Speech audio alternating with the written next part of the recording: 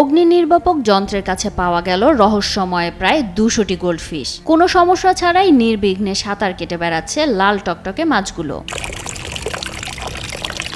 সম্প্রতি নিউ ইয়র্কের ব্রুকলিন সিটিতে দেখা যায় এমনই এক অদ্ভুত দৃশ্য। রয়টার্সে পাবলিশ হওয়া ম্যাক্স ডেভিড নামক এক পথচারীর ধারণ করা চিত্রে দেখা যায় একটি কালো রঙের অগ্নি নির্বাপক যন্ত্র থেকে অনর্গল পানি বের হচ্ছে। বের হওয়া পানি জমেছে অগ্নি নির্বাপক যন্ত্রের চারপাশে, যেদিকে দিব্যি সাঁতার কাটছে লাল টকটকে গোল্ডফিশগুলো।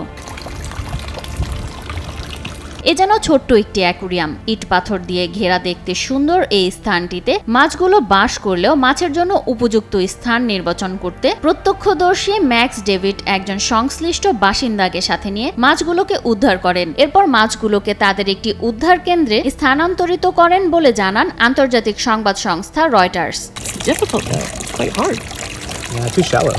স্থানীয় মিডিয়া আউটলেট কার্বেট.com এর মতে, স্থানীয় অবকাঠামোগত সমস্যার বিরুদ্ধে প্রতিবাদ হিসেবে একটি অজানা ব্যক্তি সেখানে গোল্ডফিশগুলো স্থাপন করেছিল বলে দাবি করেন।